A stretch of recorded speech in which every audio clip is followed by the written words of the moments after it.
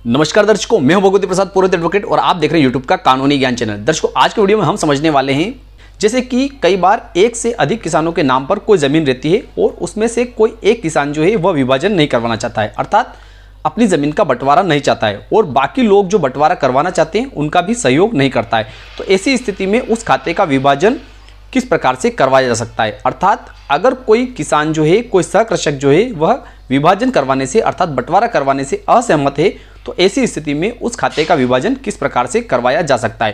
तो इन सभी बातों को आज के वीडियो में हम समझने वाले हैं कि 5 भाई में से एक भाई बंटवारा नहीं चाहता है, तो ऐसी स्थिति में क्या ये 4 भाई जो है वे बंटवारा करवा सकते हैं या एक भाई जो है उसके द्वारा बंटवारा नहीं करवाने के कारण बंटवारा नहीं हो सकता है। तो इस ग्राफ के माध्यम से हम सब कुछ समझने वाले हैं। तो आपने अभी तक हमारे चैनल को सब्सक्राइब नहीं किया तो चैनल को सब्सक्राइब कर दीजिए, बेल आइकन को प्रेस कर दीजिए और इस वीडियो को फटाफट लाइक कर दीजिए, क्योंकि इस चैनल के माध्यम से आपको मिलती है सरल और आसान भाषा में कानून की नई नई जानकारी। तो आइए वीडियो को शुरू कर लेते हैं। देखिए दर्शकों, हमने यहाँ पर यह एक ग्राफ लिया है और यह काल्पनिक नाम हमने यहाँ पर लिए और यहाँ पर ये 2 खेत लिए। यह तहसीलदार महोदय का न्यायालय है और आज का हमारा सब्जेक्ट है कि 5 भाई में से एक भाई बंटवारा नहीं चाहता है, तो ऐसी स्थिति में क्या 4 भाई जो है ये बंटवारा करवा सकते हैं या एक भाई जो है उसके द्वारा आपत्ति करने पर बंटवारा नहीं हो सकता है। इन सभी बातों को इस ग्राफ के माध्यम से हम समझने वाले हैं। ठीक है, तो यहाँ पर एक भाई है रामलाल, दूसरा भाई है पन्नालाल, तीसरा भाई है धन्नालाल, चौथा भाई जो है वह है रमेश और आखिरी भाई जो है वह है महेश। अब इनमें से कोई भी एक भाई हो सकता है जो कि बंटवारा नहीं चाहता है। ठीक है, तो ऐसी स्थिति में हमें क्या करना चाहिए या इन भाइयों को क्या करना चाहिए, जैसे कि रामलाल, पन्नालाल, धन्नालाल और रमेश, ये 4 भाई चाहते हैं कि इस ज़मीन का बंटवारा हो जाए, लेकिन महेश जो है यह चाहता है कि इस खाते का विभाजन नहीं हो, या जो विभाजन ये लोग करवाना चाहते हैं उसमें यह व्यक्ति जो है महेश जो है यह सहयोग नहीं करता है। अब हमें यह देखना पड़ेगा कि यह ज़मीन जो है यह ज़मीन कितनी है। ठीक है, तो यह खेत जो है यह 5 बीघा का खेत है और यह खेत भी है, यह भी 5 बीघा का खेत है। दोनों खेत मिलाकर 10 बीघा जमीन है।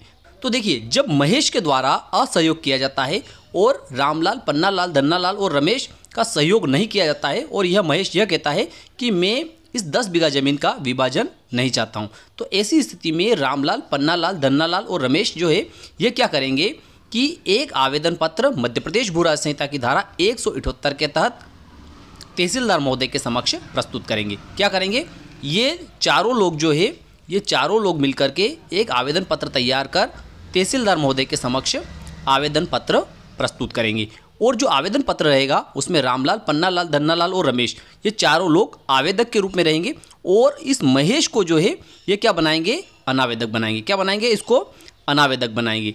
जब महेश को अनावेदक बनाया जाएगा तो ऐसी स्थिति में क्या होगा कि तहसीलदार महोदय जो है ये जो तहसीलदार महोदय ये क्या करेंगे कि इस महेश को एक सूचना पत्र जारी करेंगे। क्या करेंगे, इस महेश को एक सूचना पत्र जारी करेंगे और इससे जवाब मांगेंगे कि रामलाल, पन्नालाल, धन्नालाल और रमेश ने आपके विरुद्ध यह 10 बीघा जमीन जो है, यह 2 खेत जो है इनका विभाजन किए जाने हेतु आवेदन पत्र प्रस्तुत किया है, तो आपका क्या कहना है। ठीक है, तो ऐसी स्थिति में महेश जो है ये क्या करेगा कि जो आवेदन पत्र इन 4 लोगों ने पेश किया है ना, इन 4 लोगों ने जो आवेदन पेश किया है उस आवेदन पत्र का जवाब देगा। कौन देगा, महेश अपना जवाब जो है वह तहसीलदार महोदय के समक्ष प्रस्तुत करेगा। ठीक है, और इसके अलावा तहसीलदार महोदय जो है ये 30 दिन की विज्ञप्ति जारी करेंगे। विज्ञप्ति का मतलब होता है इश्तिहार। इश्तिहार का मतलब होता है कि अगर किसी व्यक्ति को इस ज़मीन का विभाजन किए जाने में अर्थात इस ज़मीन का बंटवारा किए जाने में, इन लोगों के बीच में बंटवारा किए जाने में अगर किसी व्यक्ति को कोई आपत्ति है तो वह व्यक्ति भी इश्तिहार जारी होने के पश्चात अर्थात विज्ञप्ति जारी होने के पश्चात तहसीलदार महोदय के समक्ष अपनी आपत्ति प्रस्तुत कर सकता है। अगर 30 दिन के भीतर कोई आपत्ति नहीं आती है तो इस महेश के द्वारा जो जवाब तहसीलदार महोदय के समक्ष इन लोगों के आवेदन पत्र का प्रस्तुत किया है या कोई अन्य आपत्ति इस महेश के द्वारा तहसीलदार महोदय के समक्ष प्रस्तुत की है, तो उस आपत्ति को सुनते हुए तहसीलदार महोदय उस आपत्ति का निराकरण करेंगे। देखिए, यहाँ पर एक बात और हमें समझनी होगी कि ये जो 10 बीघा जमीन है ना, 5 बीघा का खेत ये है और 5 बीघा का खेत ये है। अगर इस 10 बीघा का विभाजन अगर इन 5 लोगों के बीच में किया जाए तो 2-2 बीघा जमीन सभी को प्राप्त होगी। कितनी 2-2 बीघा जमीन जो है प्रत्येक को प्राप्त होगी। अगर महेश जो है यह तहसीलदार महोदय के समक्ष यह आपत्ति करता है कि इन खेतों में से इस महेश को 2 बीघा से अधिक ज़मीन प्राप्त होती है। अर्थात ये कहता है कि इसका हक जो है वह 2 बीघा से अधिक बनता है। और ऐसी स्थिति में अगर तहसीलदार महोदय को भी यह लगता है कि वास्तव में इस महेश का जो है इन दोनों खेत में से 2 बीघा से अधिक हक बनता है ना, किसका, इस महेश का इन दोनों खेत में से 2 बीघा से अधिक हक बनता है, तो ऐसी स्थिति में तहसीलदार महोदय इस महेश से कहेंगे कि आप अपने हक का निर्धारण हेतु सिविल न्यायालय जाइए। किससे कहेंगे? तहसीलदार महोदय जो है ये आदेश करेंगे महेश के बारे में कि आपने इस ज़मीन में अपना हक अधिक बताया है, इसलिए आप अपने हक का निर्धारण करवाने के लिए सिविल न्यायालय जाइए। कहाँ पर? सिविल न्यायालय।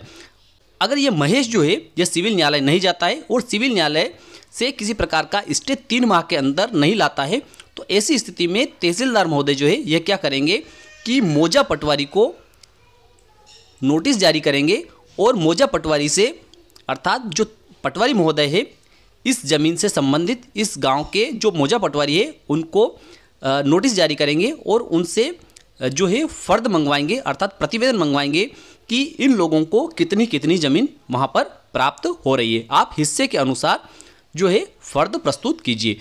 जब फ़र्द तहसीलदार महोदय के समक्ष मौजा पटवारी के द्वारा प्रस्तुत कर दी जाएगी, तो ऐसी स्थिति में तहसीलदार महोदय इन सभी लोगों की उस फ़र्द पर सहमति लेंगे। अगर ये 4 लोग जो है ये उस फ़र्द से सहमत हो जाते हैं और महेश जो है इसको भी उस फ़र्द अनुसार 2 बीघा ज़मीन प्राप्त होती है, तो ऐसी स्थिति में तहसीलदार महोदय जो है ये क्या करेंगे कि 2 बीघा ज़मीन रामलाल को दे देंगे, 2 बीघा ज़मीन पन्नालाल को दे देंगे, 2 बीघा ज़मीन धन्नालाल को दे देंगे और 2 बीघा ज़मीन रमेश को दे देंगे और इसी प्रकार से 2 बीघा ज़मीन महेश को भी प्रदान कर देंगे। देखिए यहाँ पर एक स्थिति और हम समझ लेते हैं कि यदि इन 5 भाई में से ये 2 भाई जो है ये सहमत नहीं रहते हैं, है ना। जैसे हमने शुरू में समझा कि एक भाई सहमत नहीं है, लेकिन कभी कभी ऐसी परिस्थिति बनती है जहाँ पर 2 भाई अगर सहमत नहीं रहते हैं ना, तो यहाँ पर अगर ये 3 भाई सहमत हैं और ये 2 भाई जो है ये सहमत नहीं है, तो ऐसी स्थिति में तहसीलदार महोदय जो है वे क्या करेंगे कि इन 3 भाइयों के अलग अलग खाते निर्मित कर देंगे। जैसे 2 बीघा का इसका, 2 बीघा का इसका और 2 बीघा का इसका। और ये दोनों व्यक्ति जो है ये अगर अनावेदक के रूप में रहते हैं और ये अगर बंटवारे से सहमत नहीं रहते हैं, तो तहसीलदार महोदय क्या करेंगे कि इन दोनों लोगों का 4 बीघा का अलग खाता निर्मित कर सकते हैं। लेकिन अगर 5 लोग में से एक व्यक्ति सहमत नहीं है, तो ऐसी स्थिति में सभी लोगों को 2-2 बीघा ज़मीन प्रदान की जाएगी। और जब तहसीलदार महोदय जो है वे आदेश पारित कर देंगे, तो उस आदेश के अनुसार पटवारी महोदय के द्वारा रिकॉर्ड में भी अमल कर सभी का अलग अलग खाता निर्मित कर दिया जाएगा। तो मैं विश्वास रखता हूं कि आज की दी गई जानकारी आपको अच्छी लगी होगी। अच्छी लगी हो तो इस वीडियो को लाइक कर दीजिए, अधिक से अधिक लोगों तक इसको शेयर कर दीजिए। फिर मिलते हैं अगले वीडियो में नई कानूनी जानकारी के साथ। तब तक के लिए जय हिंद, जय भारत।